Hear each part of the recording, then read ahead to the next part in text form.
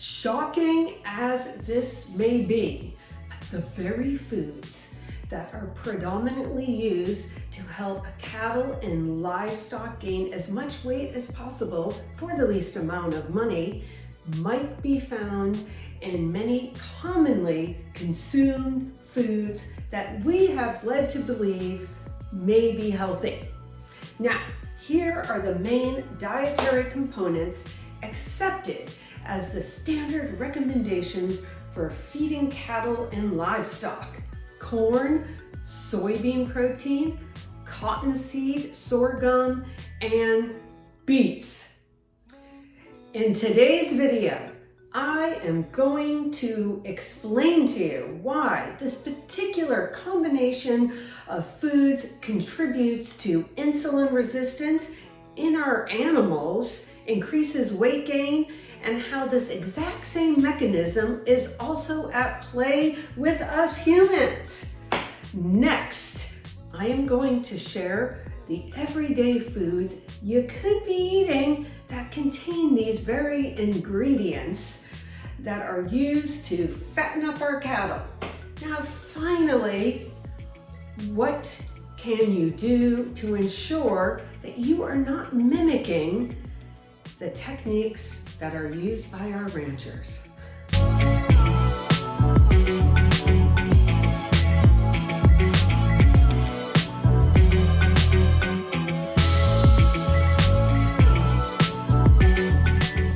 Hi, my name is Bonnie London, and after discovering the personal solutions to my own health and weight struggles, it is my mission to provide you with simple, easy to implement strategies to help you maintain your preferred weight and best health ever. What makes these foods the perfect recipe for weight and, fat gain? Number one is the effect on insulin, production of insulin, and its sensitivity. These high carbohydrates diets, especially ones that are rich in simple sugars and starches, can lead to an increased production of insulin. Now, insulin is an anabolic hormone, meaning that it promotes the growth of tissue and also the storage of nutrients. And of course, this can be good for building muscle, but it also can definitely, in the excess of particularly glucose, increase the production of fat. Bottom line is that an increased insulin response from this high carbohydrate diet will promote fat storage.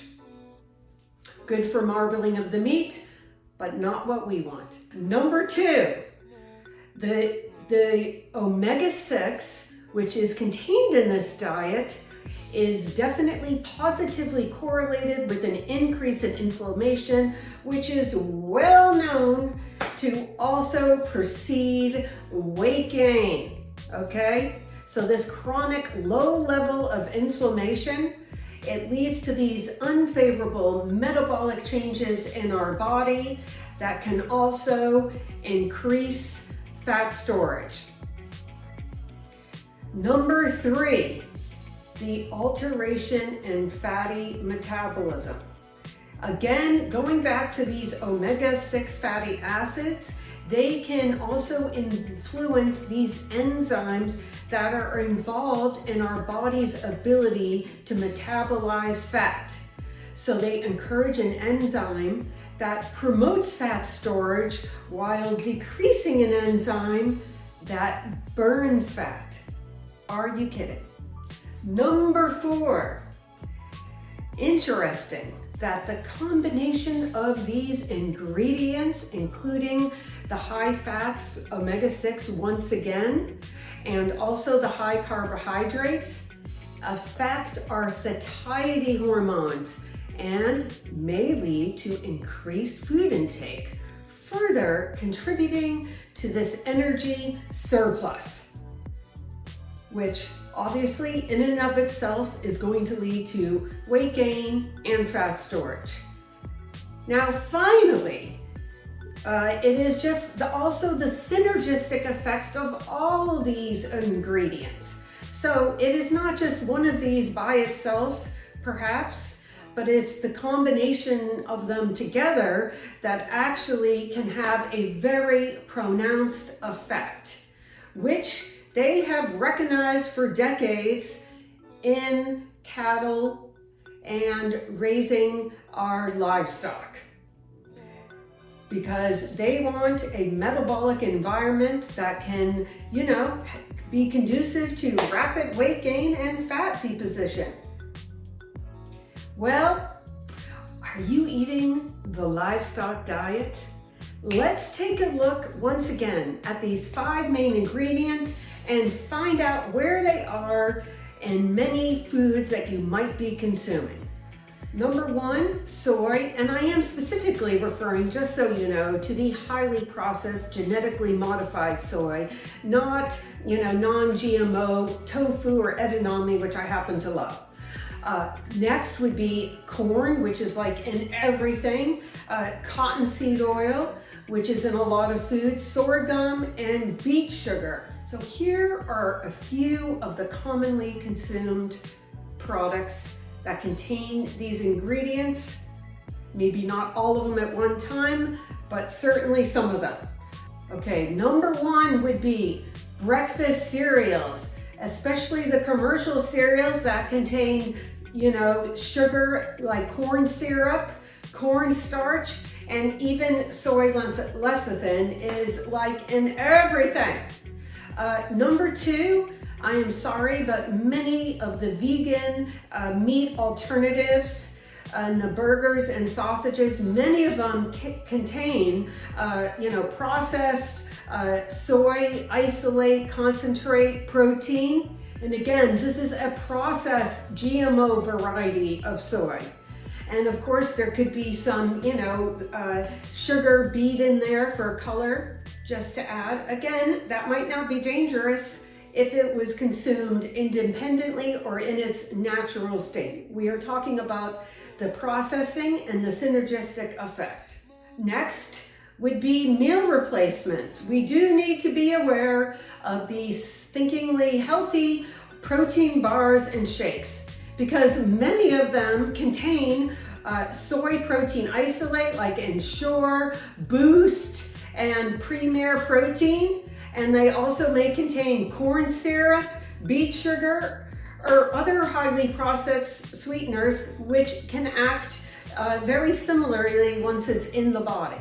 Number 4, no surprise, is, some of our snack foods. Of course, I mean, no one thinks chips is a health food, but you really want to consider what they are cooked in, like the corn, even cottonseed oil, some chips, soybean oil, and of course, like tortilla chips, some of their main ingredient could be corn, and many of them in addition contain soy lecithin as an emulsifier.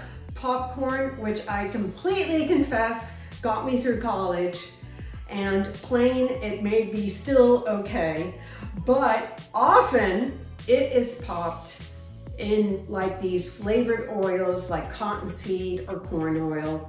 Stay away from the movie popcorn. It is so addictive anyways, just thought I'd mention. And then we have our highly processed breads, pastries. You might be shocked after this video when you go to the grocery store and actually turn around the package, and you can see that these popular brands, many of them contain soy lecithin, soy oil, corn syrup, and pastries. Of course, it's not just the sugar, it's really the combination of the sugar with these problematic fats like the soybean oil, corn oil, cottonseed oil. Okay, again. And then finally, I'd like to mention salad dressing, because this one upsets me, because people are led to believe they're making a healthy choice. They go out for lunch, but then the bottle dressings, the majority of them contain soybean oil, canola oil. Anything like that is very high in this omega-6 fatty acid. And also beyond that, a lot of them even contain corn syrup. Are you kidding? Oh, one more I do need to mention, sodas, which of course people know that regular soda is not healthy, but yes, if you are consuming high fructose corn syrup, which obviously is derived from corn, in combination with all of those other foods, this is again the perfect recipe for disaster, even in the absence of not overeating calories. By the way, that is a very important point. My most important recommendation of all, if you do nothing else today, turn around the package of anything and read the ingredients, assuming it has ingredients, because some things like chicken, for example, it's not always that clear. And you want to be looking for these particular ingredients to try to limit or avoid as much as possible. Number one, of course, highly processed carbohydrates such as sugar. Look at the carbohydrate content, because unfortunately sugar has over 60 names, so they really make it challenging. And of course, these sugar sweetened beverages, white bread, pasta, white pasta, and other refined grain products. Number two, any foods that are just highly processed, or I would put in this category fast food, packaged snacks, processed meats, and foods with additives, preservatives, artificial flavors. Just read the ingredients. We're not going to be perfect. I am not perfect, but at least you can be aware. It's all about the balance. Because I do see many people who don't eat that much and still struggle with their weight because of what they're eating, not the quantity. And yes, we want to really avoid, number one on the hit parade, as much as you can, these unnatural fats in our diet. Trans fat would be number one, and then the omega-6. Although they are natural in our diet, they are not naturally processed in the way that we consume them or in the quantity. So we're talking corn oil, soybean oil, sunflower oil, safflower oil, and anything that says partially hydrogenated oils. Finally, I just gotta mention this. Also, we don't want to be grazing like a cow either. So I always say, stick to your meals, even if it's 3 or 4, and make distinct eating times and times that we're not eating. Finally, if it is your goal to maintain your preferred ideal weight or even lose weight, you might want to consider some of the foods you thought were healthy that you have been consuming. Now, if you have found this video helpful, I would love to hear in the comments how you might use a few of my suggestions. And please like, subscribe, share. And also, I have prepared a free dining out handout for you in the description below to help you avoid some of these obstacles when there are no labels when you are dining out. See you in the next video.